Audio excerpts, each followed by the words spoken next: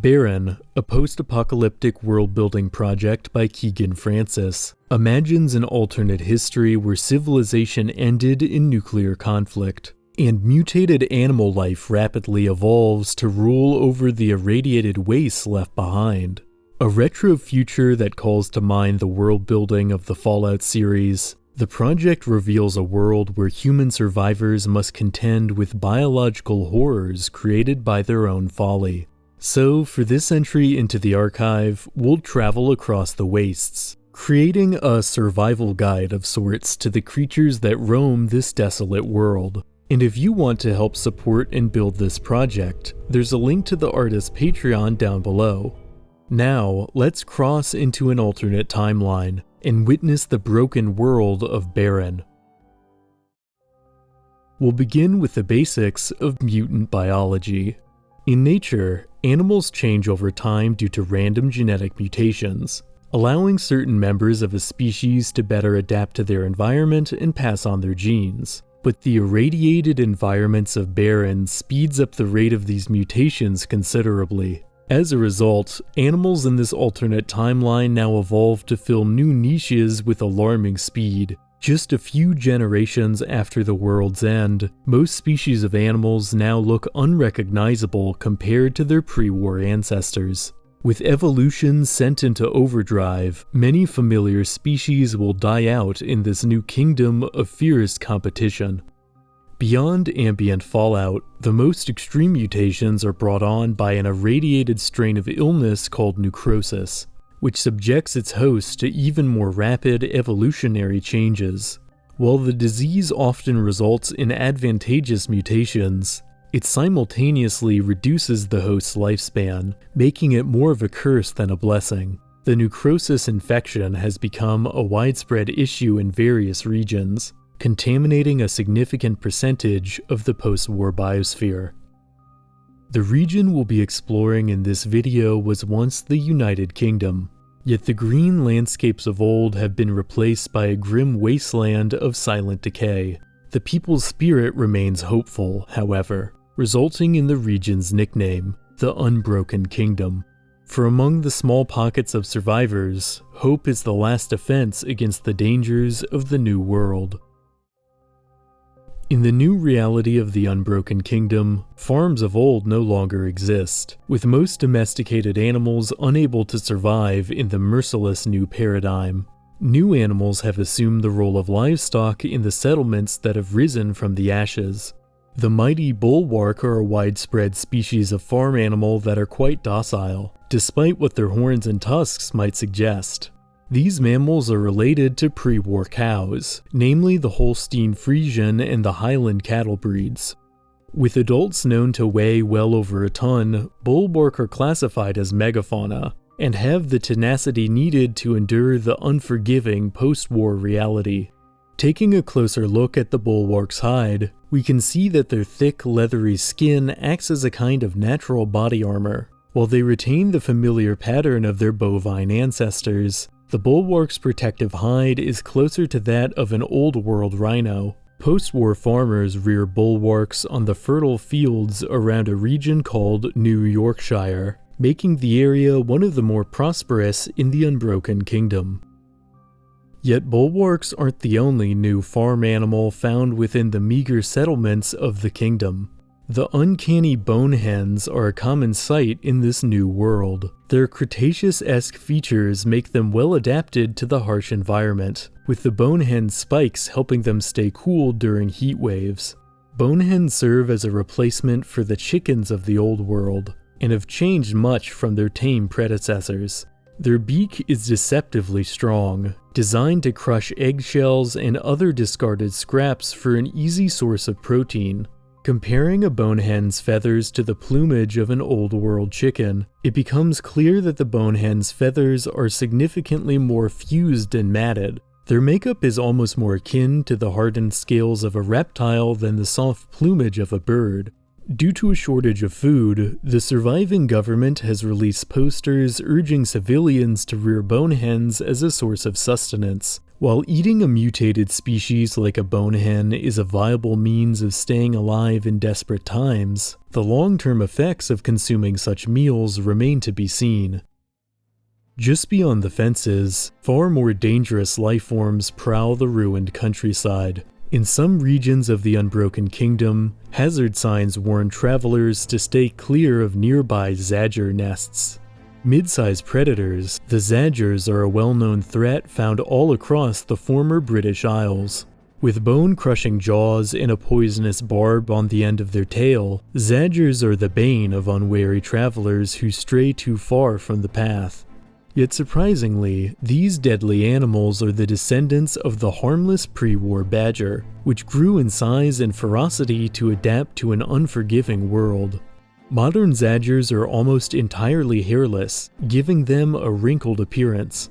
Closer analysis of their glabrous skin indicates their baldness is likely due to an amino acid substitution in a hair growth-associated protein. An analogous pre-war mutation had occurred in naked mole rats, resulting in their characteristic lack of visible fur. While unsettling in appearance, the mole rats were not dangerous. But in this world, with creatures like Zadgers on the prowl, roaming the wilds can be a serious mistake. And more frightening things than Zadgers have evolved in the Unbroken Kingdom. For woodland animals aren't the only things that have been mutated in the New World. Some humans have been changed as well, characterized by their long frame, claws, and almost vampiric features. These dark reflections of humanity, known as the Nucula, haunt the barren wastes like vengeful ghosts.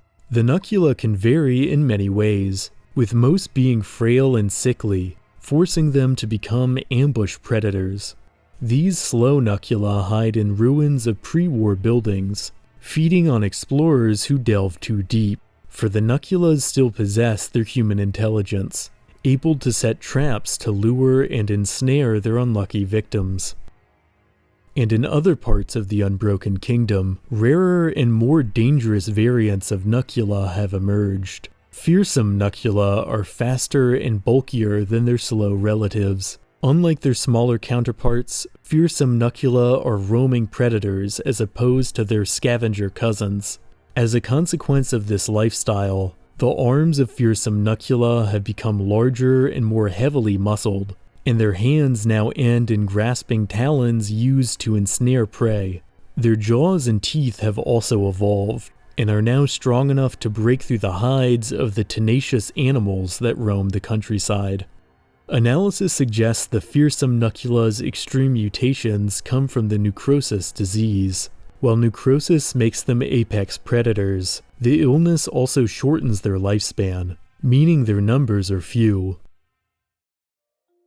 A more common life form can be found a bit closer to the ground. Dillopigs are animals that prove not all organisms in this new age are quite so frightening.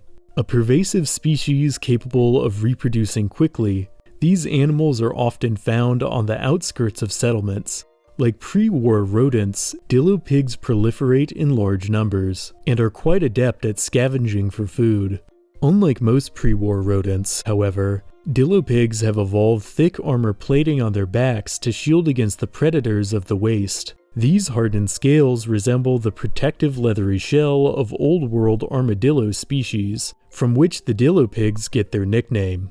Dillopigs are also known to create concealed nests within pre-war ruins, which they retreat into when threats arise.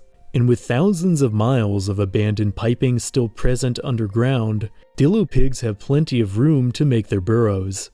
Thankfully, the dillopig is one of the few animals left in the world that could be considered pet-like due to their harmless nature and relatively cute appearance. Those who make their homes in the ruins of urban areas must deal with other types of animals. Goldwings are a species of city-dwelling bat associated with the growing region of New Yorkshire. Despite their somewhat startling appearance, goldwings aren't aggressive towards humans. The descendants of pre-war bats, they feed primarily on insects and other small organisms. Their name comes from the golden hue of their vibrant wings, which might serve as camouflage against the ambient light of cities. Most goldwings hunt by hanging off lampposts and staying completely still, waiting for pests to run into the open only to end up as an easy meal.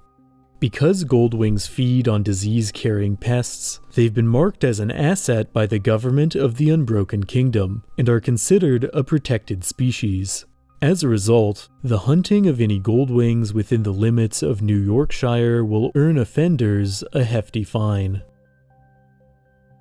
Just beyond the outer limits of urban areas, scavengers lurk on the edges of civilization. The rotfowl are massive birds that stand taller than a person and feed on any carcasses that come their way, no matter how rotten or how fresh. Often seen feasting upon remains from local skirmishes, they have earned the nickname birds of war. The descendant of a pre-war bird of prey, the rotfowl have become larger and more terrestrial than their ancestors, having converged upon a towering body plan similar to the fearsome cassowaries of the Old World. To match their unpleasant diet, their beaks have become sharp and hook-like. Yet rotfowl actually play a key role in decomposition within their environment. Like vultures, the function they serve within the food web might be unglamorous, yet it is fundamental to various ecosystems. For rotfowl don't just affect the health of the Unbroken Kingdom. Studies of their migratory patterns indicate that rotfowl travel across the North Sea once a year, roaming in large groups to other lands during the height of their mating season. Genetic mutations are responsible for most of the fauna found across the Unbroken Kingdom, yet the greatest horrors of the wastes are in fact the result of pre-war experiments conducted by a company called Biophage, a clandestine organization with a long history of ethical and moral violations. Their story begins long before the war started. Originally formed as a pharmaceutical corporation, the company found its sales began to falter over the decades. Everything changed, however, when Biophage was taken over by one Dr. Ellingham, a successful businessman with no background in biology and no intention of engaging in ethical science.